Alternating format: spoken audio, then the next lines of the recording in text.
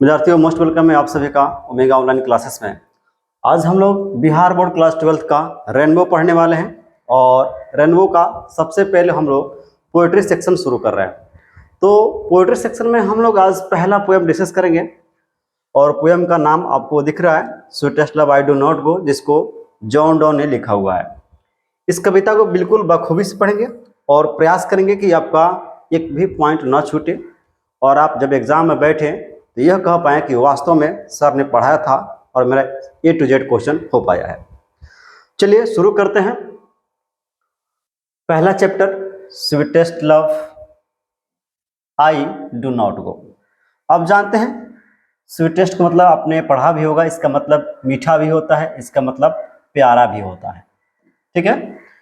और लव का मतलब प्रेम होता है, ये भी आप जानते होंगे।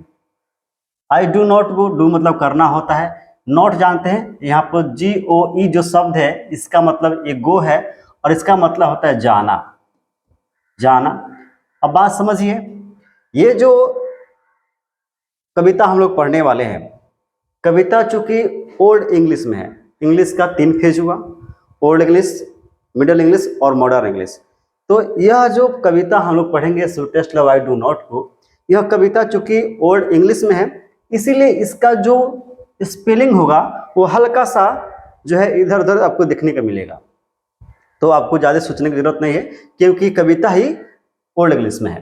तो देखिए ये जो टॉपिक है, टॉपिक क्या कर रहा है, टॉपिक कर रहा है कि sweetest love I do not गो, यानी प्यारे प्रेमिका या प्यारे पत्नी या प्यारे जो भी हो, तो कभी कहना कि प्यारे प्रेमिका मैं नहीं जाऊंगा या मैं नहीं जा रहा हूं। ये कौन बोल रहा है? तो कभी बोल रहे हैं अपने वाइफ से या बिलव्ड से, जिससे भी कहिए, ठीक है।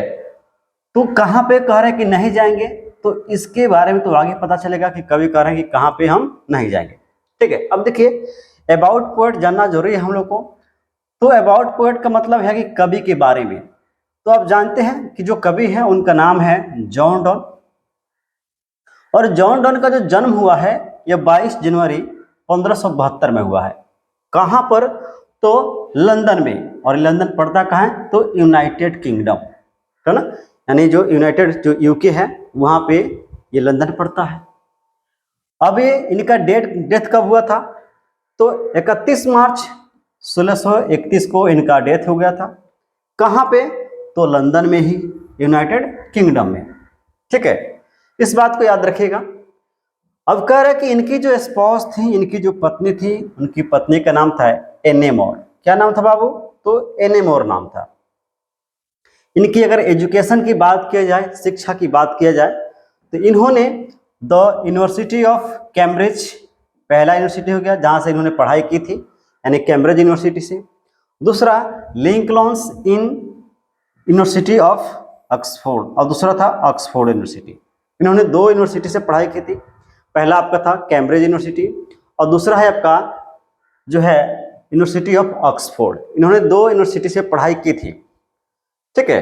अब इन्होंने कुछ किताबें लिखी थी, उसको भी जानना जरूरी है। और उस किताब में जो है हॉली सोनेट है पहला, दूसरा है ये वेलेडिशन फॉर ए वेडिंग मॉर्निंग। 2 किताबें इनकी थी जो चर्चित हैं। इसी तरह से इनकी कुछ पोएम्स भी थी, कुछ कविताएं भी थी, जिसे जानना जरूरी है। और इन कविताओं में पहला है the philia, the good marrow और हॉली सोनेट। अब एक चीज समझिए कि ये जो 3 कविताएं हैं, इसमें लास्ट वाला जो कविता है, लास्ट वाला कविता जिसका नाम है हॉली सोनेट, तो सोनेट का मतलब क्या होता है? हॉली का मतलब तो आप जानते हैं कि हॉली का मतलब पवित्र हो गया। तो बात आता है कि सोनेट का मतलब क्या? तो सोनेट का मतलब देखिए, कोई भी कविता इंग्लिश का जिसमें केवल 14 लाइन हो, यानी कोई भी इंग्लिश का कविता जो केवल 14 लाइन का होता है उसे कहा जाता है सोनेट, ठीक है। अब आगे बढ़ते हैं हम, इतना जानकारी हम लोग की हो गई है तो आगे बढ़ते हैं। अब समझिए, समझना यह है कि जॉन डॉन के बारे में कुछ और जानकारी हम लोग प्राप्त करना है, ठीक है। तो हम लोगों ने कविताएं इनकी देख ली है कि 3 कविताएं हुआ, the philia, the good marrow और हॉली सोनेट। अब कह रहा है कि डॉन इज नॉन, जो जॉन डॉन है वो जाने जाते हैं किस चीज के लिए? तो for his songs and sonnet. किसके लिए जाने जाते हैं? तो सॉन्ग्स एंड सोनेट के लिए जाने जाते हैं। सॉन्ग्स का मतलब गीत और सोनेट का मतलब कोई भी इंग्लिश की कविता जो 14 लाइन का हो, तो इसके लिए जाने जाते हैं songs and sonnet. Correct satires यानी व्यंग के लिए जाने जाते हैं। व्यंग क्या होता है? तो किसी के ऊपर आप कमेंट करते हैं, कटाक्ष करते हैं, उसको व्यंग बोलते हैं। तो जो जॉन डॉन है ये व्यंग के लिए भी जाने जाते हैं। एंड द इलेगिज यानी शोक गीत, यानी ये शोक गीत के लिए भी जाने जाते हैं क्योंकि ये शोक गीत लिखा भी करते थे। एंड सेरेमॉन्स, सेरेमॉन्स का मतलब उपदेश, यानी ये जॉन डॉन उपदेश के लिए भी जाने जाते हैं। ध्यान रखिएगा बाबू, एग्जाम में क्वेश्चन पूछता है कि जॉन डॉन किस चीज के लिए जाने जाते हैं। इसको आप 3 स्टार अभी से लगा लीजिए, ठीक है। ऑब्जेक्टिव में बिल्कुल पूछता है। ऑप्शन दे देगा सॉन्ग्स एंड सोनेट, सटायर्स, इलेगेज, सेरेमॉन्स, और डी में रहेगा ऑल ऑफ दिस। आपको मार्क क्या आना होगा? ऑल ऑफ दिस, क्योंकि सॉन्ग्स एंड सोनेट, सटायर्स, इलेगिज और सेरेमॉन्स ये सभी के लिए जॉन डॉन जाने जाते हैं, ठीक है। अब हम आगे बात करते हैं जॉन डॉन के बारे में। तक बोल रहा है कि John Donne is a metaphysical poet. John don क्या है? तो जॉन डॉन आपके मेटाफिजिकल पोएट है। कैसे पोएट है? तो मेटाफिजिकल। मेटाफिजिकल का मतलब आध्यात्मिक होता है। अब ये आध्यात्मिक होता क्या है या अध्यात्म होता क्या है?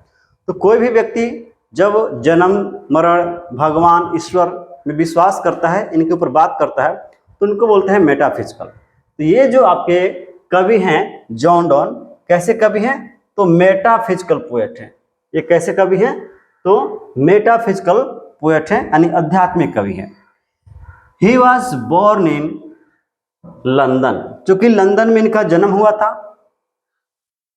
इनटू ए प्रोस्पेरस यानी एक जानी मानी रोमन कैथोलिक फैमिली में, यानी एक कह सकते हैं प्रोस्पेरस का मतलब एक हो सकता है कि मतलब कि पहुंची हुई या ज्यादा ख्याति पाने वाली परिवार में इनका जन्म हुआ था, जो रोमन कैथोलिक फैमिली के थे, यानी रोमन धर्म को मानने वाले परिवार में इनका जन्म हुआ था जॉन डॉन का।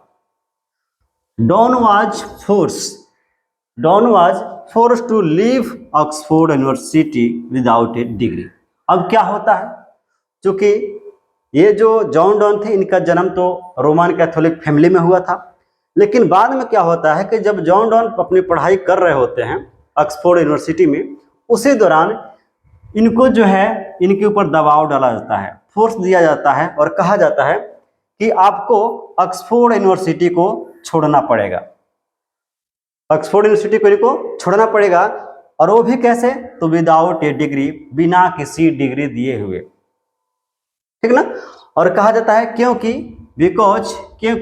ऑफ हिज रिलीजन, यानी जॉन डॉन जब अपनी पढ़ाई कर रहे थे तो उन्हें ऑक्सफोर्ड यूनिवर्सिटी जबरदस्ती से छुड़वा दिया गया, यह कहते हुए कि आप जो है आपके धर्म के चलते आपको ऑक्सफोर्ड यूनिवर्सिटी से निकाला जाता है, और बिना डिग्री दिए हुए इनको ऑक्सफोर्ड यूनिवर्सिटी से बाहर निकाल दिया गया, ठीक ना। क्यों निकाल दिया गया? क्योंकि ये रोमन कैथोलिक फैमिली के थे। अब रीजन क्या था कि जो इंग्लैंड है, तो इंग्लैंड यानी लंदन जो है, लंदन उसको, तो इंग्लैंड में था क्या कि इंग्लैंड में 2 प्रकार की जो धर्म मानी जाती थी। एक था रोमन कैथोलिक, और दूसरा जो था वह नॉन रोमन था, नॉन कैथोलिक या नॉन रोमन कैथोलिक कह सकते हैं, ठीक है ना। तो इंग्लैंड में जो सबसे ज्यादा जो संख्या थी वो नॉन कैथोलिक की थी, नॉन रोमन कैथोलिक की थी, और कुछ ही संख्या थी रोमन कैथोलिक की। और इसी संख्या में, रोमन कैथोलिक संख्या में जो काफी कम थे इनकी संख्या, इसी में आते थे जॉन डॉन। इसीलिए जो कैथोलिक जो धर्म के जो लोग थे उन्होंने जबरदस्ती जॉन डॉन को ऑक्सफोर्ड यूनिवर्सिटी से बाहर निकाल दिया गया, यह कहते हुए कि आप रोमन कैथोलिक के धर्म से बिलोंग करते हैं, इसलिए आपको बाहर निकाला जाता है और बिना किसी डिग्री दिए हुए, ठीक है। तो ये बात आपको समझ में आ रही है। चलिए हम आगे बात करते हैं, ठीक है। और फिर कह रहा है कि जब इनको बाहर निकाल दिया गया, ये जब ऑक्सफोर्ड यूनिवर्सिटी से बाहर आए, ठीक ना, तो हुआ क्या? तो he was secretary to sir Thomas Egerton. अब क्या हुआ? ये बाद में सेक्रेटरी बन गए, यानी प्रहरी बन गए जो है किसके यहाँ, तो सर थॉमस एगर्टन के यहाँ। ठीक है, ही वाज सीक्रेटली, चुपके से, वह चुपके से मैरिड हो गए, शादी कर लिए। अब किसके साथ शादी कर लिए, तो पेट्रॉन्स, आश्रयदाता के यहाँ, यानी ऑक्सफोर्ड यूनिवर्सिटी से निकलने के बाद जहाँ पे रूम लेकर रह रहे थे, तो उस रूम मालिक का जो निस थी, भतीजी थी, उसी से इन्होंने शादी कर लिया and was dismissed from service. और यह जब मालूम चला, यह बात जब उस पेट्रॉन्स को, उस आश्रयदाता को, उस रूम मालिक को पता चला कि जॉन डॉन मेरी ही भतीजी से क्या किया है, शादी कर लिया है, तो उन्होंने क्या किया, जो जॉन डॉन थे अभी सेक्रेटरी के जो पद पर काम कर रहे थे, उसको वहां से बाहर निकाल दिया गया और फिर इनको जेल भी दे दिया गया। लेकिन जेल देने का बात यहाँ पे हम उल्लेख नहीं किए हैं। ठीक है, इतनी बात आपको समझ में आ रही है। तो विद्यार्थियों, अब हम लोग कविता का इंट्रोडक्शन देख लेते हैं, क्योंकि इंट्रोडक्शन से ही हमें पता चलेगा कि ये जो कविता है इसके अंदर हम लोग क्या पढ़ना है और क्या है। तो ध्यान देखिएगा, इस कविता का इंट्रोडक्शन यानी परिचय कहता है कि this poem was written by John Donne. यह जो कविता है sweetest love I do not go, इसको जॉन डॉन के द्वारा लिखा गया है on the occasion of living for Germany. और किस अवसर पर, ओकेजन मतलब अवसर, तो किस अवसर पर लिखा गया है, तो ध्यान रखिएगा, ये जो ओकेजन है, यह ओकेजन है लिविंग फॉर जर्मनी, यानी जो कवि थे वो जर्मनी छोड़कर कहीं जा रहे थे, उसी के अवसर पर लिखा गया है। This poem is a continental trip. यह जो कविता है, यह कविता क्या है, तो कॉन्टिनेंटल ट्रिप है। कॉन्टिनेंटल का मतलब होता है महाद्वीपीय, और महाद्वीपीय का मतलब है कि जब कोई व्यक्ति एक जगह छोड़ के समुद्र के रास्ते किसी और जगह पर जाता है तो उसको महाद्वीपीय यात्रा कहा जाता है। तो ध्यान रखना है, यह कविता क्या है, एग्जाम में पूछता है, तो ध्यान रखना है कॉन्टिनेंटल ट्रिप है। और किस अवसर पर लिखा गया है, तो ओकेजन ऑफ लिविंग जर्मनी, अरे जर्मनी छोड़ने के कारण। ठीक है, और फिर कहा जा रहा है कि ही रोट, ही मतलब जॉन डॉन, तो John Donne wrote it to console. Console का मतलब होता है बाबू यहाँ पे समझाना, कंसोल मतलब समझाना। तो he wrote it to console his wife and it is one of his simplest poem.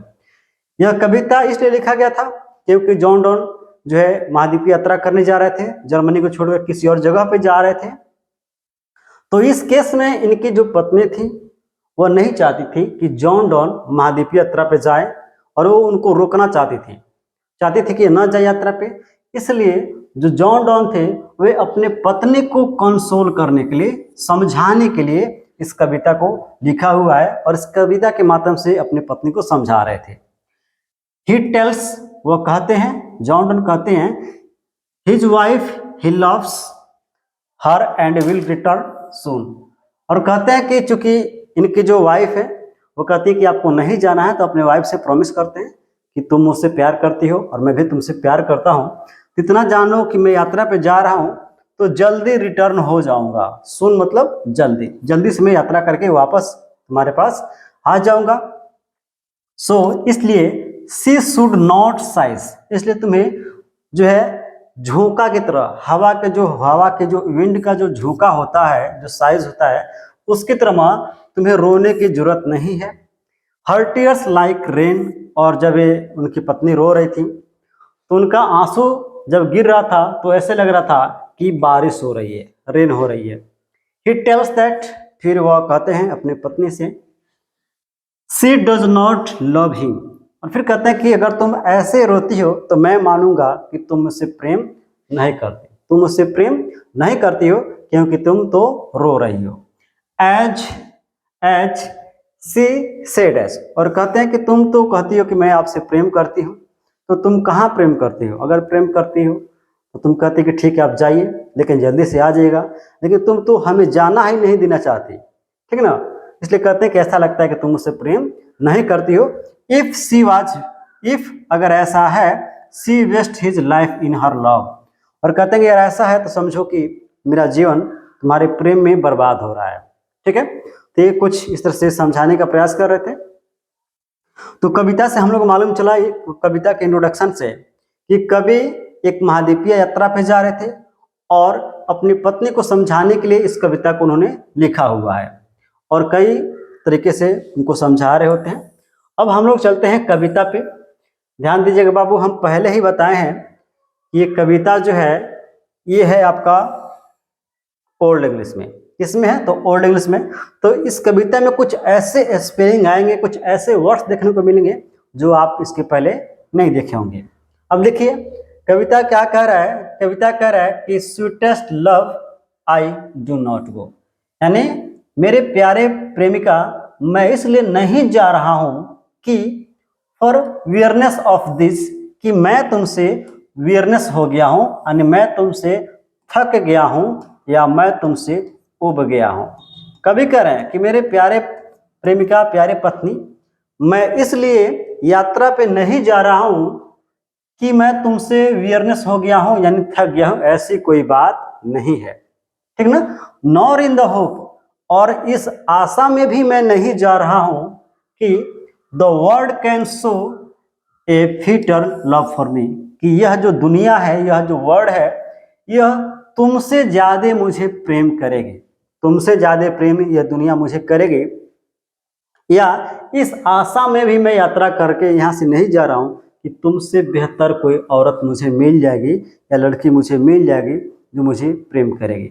अगर ऐसा सोचती हो तो यह तुम्हारा सोचना क्या है? गलत है। ठीक ना? बट लेकिन since that I must die at last, लेकिन कहते हैं लेकिन यह निश्चित है कि I must die at last, कि एक ना एक दिन हमारी मृत्यु होगी, एक ना एक दिन हमारी मृत्यु होगी।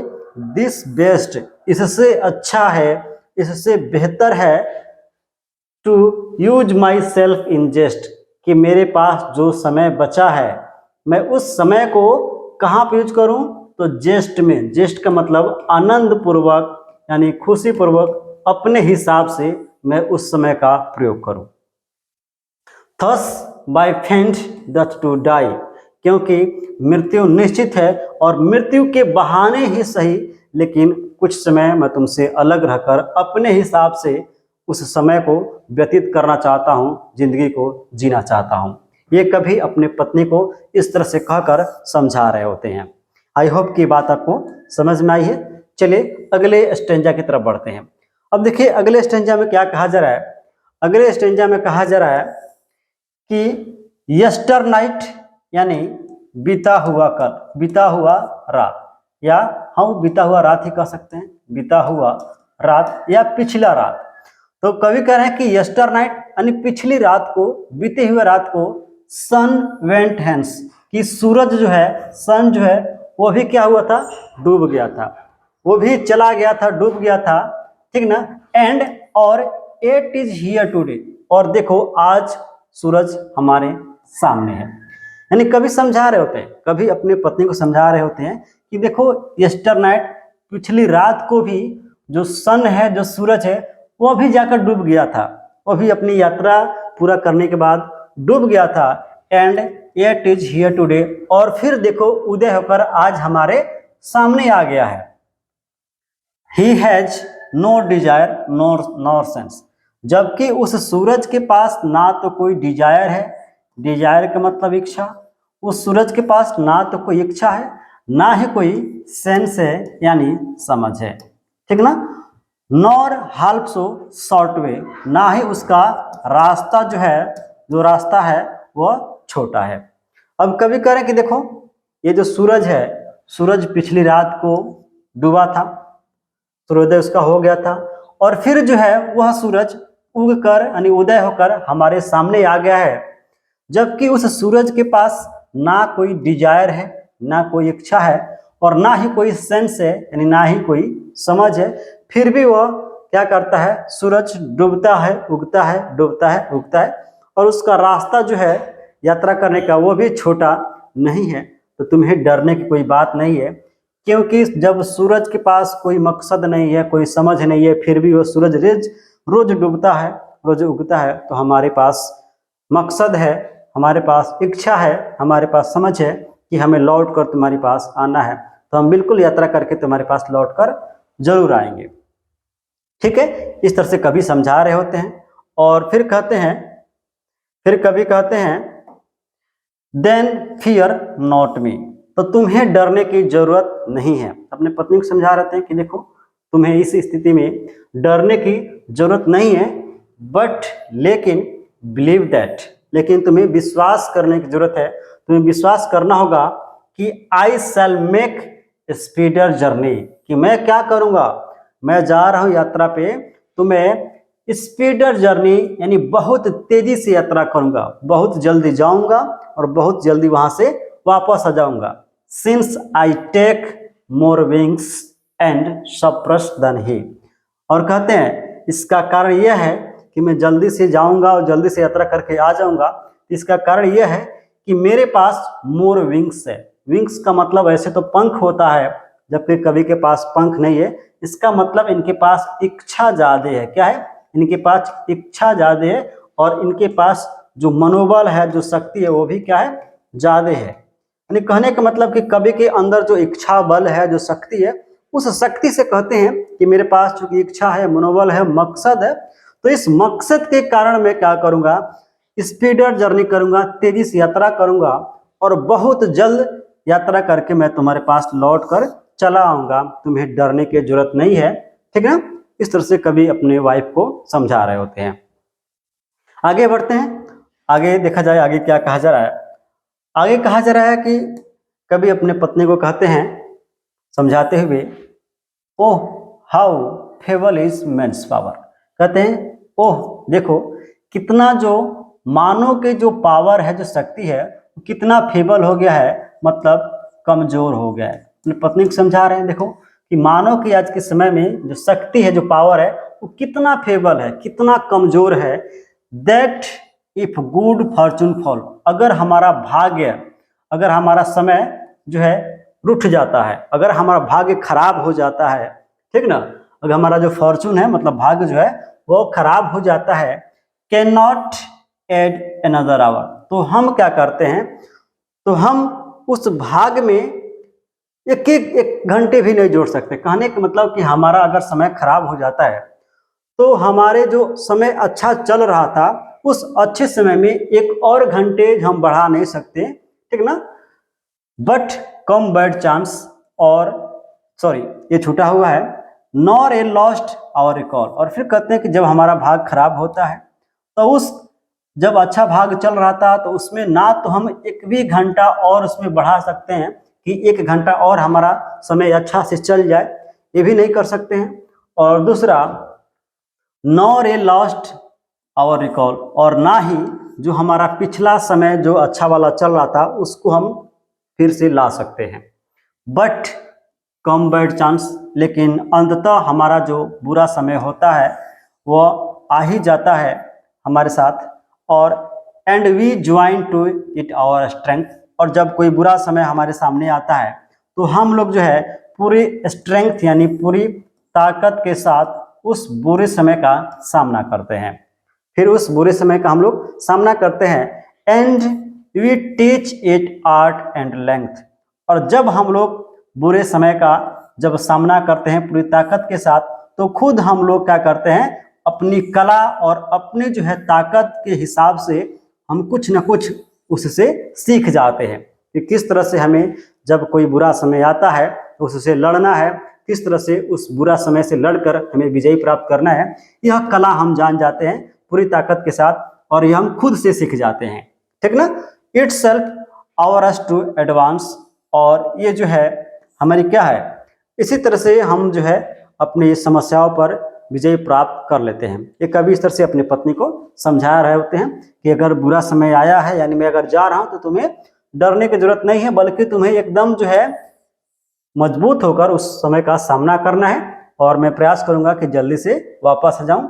और समझा रहे थे कि देखो आज के समय में मानव शक्ति कितना कमजोर हो गया है कि अगर हमारा जो अच्छा समय चल रहा होता है, अगर वह अच्छा समय बुरा समय में बदल जाता, तो उस अच्छे समय में अगर हम लोग एक घंटे भी अच्छा समय नहीं जोड़ पाते हैं, और क्या होता है, और ना ही उस अच्छे समय को फिर से हम लोग दोबारा ला सकते हैं। लेकिन हमारा बुरा समय चलता है, तब क्या करते हैं, हम लोग अपने पूरी ताकत के साथ उस बुरा समय का सामना करते हैं, उससे लड़ते हैं, और लड़ने के दौरान ही हम क्या करते हैं, कला सीखते हैं पूरी ताकत के साथ कि किस तरह से हम उस जो है बुरा समय का सामना कर सकें और विजय प्राप्त कर सकें। ठीक है, अब आगे क्या कह रहा है, आगे कहा जा रहा है कि when you sized not wind, करें कि जब तुम यू है, when you साइट मतलब झोंका, झोंका, और साइट मतलब रोना भी होता है। तो कहते हैं कि जब तुम सिसकियां भरती हो, झोंका की तरह सिसकियां जब भरती हो, ठीक ना, तो हमेशा ये हवा का झोंका नहीं होता, ये हवा का झोंका नहीं होता। कभी कहते हैं कि हम जानते हैं कि तुम मेरे जाने से रो रही हो सुनकर, जब तुम रोती हो तो यह तुम्हारा रोना जो है हमेशा हवा का झोंका नहीं होता है, बट साइज माई सोल है। लेकिन जब इस तरह से तुम सिसक सिसक कर रोती हो, तो इस तरह से रोना मेरी सोल को, मेरी आत्मा को मुझसे अवे करता है, यानी मुझसे दूर करता है। ठीक ना, when you wept unkindly kind, और कैसे, जब तुम विचित्र तरीके से रोती हो। ठीक है, यानी जब तुम विचित्र तरीके से अनकाइंडली तुम विप्ट करती हो, रोती हो, तो इस तरह से रोना लगता है कि जैसे हवा का झोंका है, लेकिन ये हवा का झोंका नहीं है। ठीक है, और इस तरह से तुम्हारा रोना जो है मुझे कमजोर करता है, मेरे आत्मा को मुझसे दूर ले जाता है। कभी इस तरह से अपनी पत्नी को समझा रहे होते हैं कि तुम्हें रोने की जरूरत नहीं है, क्योंकि जब तुम विचित्र तरीके से रोती हो तो मुझे बहुत दुख होता है और लगता है कि मेरी आत्मा मुझसे अब दूर जा रही है। ठीक है, चलिए नेक्स्ट कहा जा रहा है कि माई लाइफ्स ब्लड डॉथ डिके, और जब तुम इस तरह से विचित्र तरीके से रोती हो, तो इस तरह से रोना समझो कि मेरे जो शरीर का, जो मेरे जिंदगी का जो ब्लड है, जो खून है, वो डिके हो रहा है, यानी उसका क्षय हो रहा है, यानी वह खून मेरे शरीर से नष्ट हो रहा है। ठीक है, इट कैन नॉट बी, लेकिन ऐसा नहीं होना चाहिए, but it can not be, यानी ऐसा नहीं होना चाहिए। इसलिए नहीं होना चाहिए कि तुम मेरी पत्नी हो, तुम मेरे प्रेमिका हो, तो प्रेम में ऐसा नहीं होना चाहिए। ठीक ना, दैट यू लव्ड मी, क्योंकि तुम मुझसे प्रेम करती हो, एज यू सेज, यानी ऐसा तुम कहा करती हो कि मैं तुमसे प्रेम करती हूँ। If in thine my life you waste, अगर ऐसा है कि तुम मुझसे प्रेम करती हो जैसा कि तुम कहती हो, और तुम्हारे रोने से अगर मेरा रक्त का शरीर जो है, मेरे शरीर का जो रक्त है वो नष्ट हो रहा है, क्षय हो रहा है, तो ऐसे में ये जो प्रेम है, ये जो लाइफ है, इस तरह से मेरा लाइफ बर्बाद हो रहा है इस प्रेम के चलते। ठीक है, कभी कहते हैं कि देखो, तुम कहती हो कि तुम मुझसे प्रेम करती हो, और प्रेम में अगर मेरे शरीर का अगर ब्लड रक्त जो है क्षय हो रहा है, तो समझो कि ये जो मेरा लाइफ है यह बेकार हो रहा है, बर्बाद हो रहा है तुम्हारे प्रेम में। ठीक है ना, that are the best for me, इससे बेहतर है मेरे लिए, इससे बेहतर है मेरे लिए। ठीक ना, कि let not think divining heart, कि तुम अपने दिल में, अपने पवित्र आत्मा में, अपने पवित्र दिल में क्या करो, इस डिवाइनिंग हर्ट में मेरे लिए, forethink me any ill, forethink me any ill, तुम्हें कोई बुरा चीज सोचने की जरूरत नहीं है। कभी कहते हैं कि इस स्थिति में तुम्हें अपने दिल से मेरे बारे में कोई बुरा चीज जो है सोचने की जरूरत नहीं है। डेस्टिनी में टेक द पार्ट, क्योंकि जो भाग्य में लिखा रहेगा, क्या पता जो तुम सोच रही हो वह भाग्य में ही हो जाए, यानी जो तुम सोच रही हो वह वास्तव में घटना घटित न हो जाए। ठीक ना, इसलिए तुम्हें अपने दिल में कोई बुरा चीज नहीं सोचना है मेरे बारे में। ठीक ना, and may the fears fulfil, क्योंकि हो सकता है कि जो तुम सोच रही हो वही घटना मेरे साथ घटित हो जाए। बट थिंक दैट वी, लेकिन तुम्हें ऐसा सोचने की जरूरत है, बट लेकिन थिंक दैट वी, लेकिन तुम्हें ऐसा सोचने की जरूरत है। Are but turned aside to sleep, कि हम दोनों क्या है, बेड पर जो है सोए हुए हैं एक दूसरे के पास। दे हु वन अनदर कीप, जो एक दूसरे को पकड़े हुए हैं। अलाइव नॉर पार्टेड भी, और इस तरह से जब तुम सोचते ही हो, या इस तरह से जब तुम सोचोगी तो हम दूर होके भी पास रहेंगे। ठीक है, यानी कवि समझा रहे होते हैं कि देखो तुम्हें इस तरह से सोचना नहीं है, तुम्हें किसी और तरह से सोचना है कि हम दोनों अभी भी क्या है, उसी बिस्तर पे सोए पड़े हैं और एक दूसरे को पकड़े हुए हैं। तो हम क्या हो सकते हैं, कभी एक दूसरे से अलग नहीं हो सकते हैं। इस तरह से कभी अपने वाइफ को समझा रहे होते हैं। तो ये आपका कविता जो है sweetest love I do not वो कंप्लीट हुआ, जहाँ पे हमने इसको अच्छे से समझाने का प्रयास किया। ठीक है, इसका जो है अब बच गया समरी, तो इसका समरी भी हम देखने का प्रयास कर लेते हैं। ठीक है, चलिए समरी देख लेते हैं। अब कहा जा रहा है कि समरी में sweetest love I do not go poem has been composed by metaphysical poet John Donne. कह रहा है कि sweetest love I do not go जो कविता है, यह कविता कंपोज किया गया है, यानी लिखा गया है। तो किसके द्वारा लिखा गया है? मेटाफिजिकल यानी आध्यात्मिक कवि जॉन डॉन के द्वारा। He was born on 1572 in London, इनका जन्म 1572 में लंदन में हुआ था। He was forced to leave Oxford University without a degree, और फिर इनको जबरदस्ती ऑक्सफोर्ड यूनिवर्सिटी से बिना किसी डिग्री दिए गए इनको बाहर निकाल दिया जाता है। Because of his religion Catholic, यानी इनके कैथोलिक धर्म के कारण इनको ऑक्सफोर्ड यूनिवर्सिटी से बाहर निकाल दिया जाता है। He was known for songs and sonnet, और ये जो कवि हैं जॉन डॉन, इन्हें सॉन्ग्स एंड सोनेट के लिए जाना जाता है। इन दिस पोएम लिरिक, ये क्या है, ये जो कविता है ये लिरिक है। लिरिक मतलब गीति काव्य, यानी ऐसा कविता जिसको हम लोग गा सकते हैं।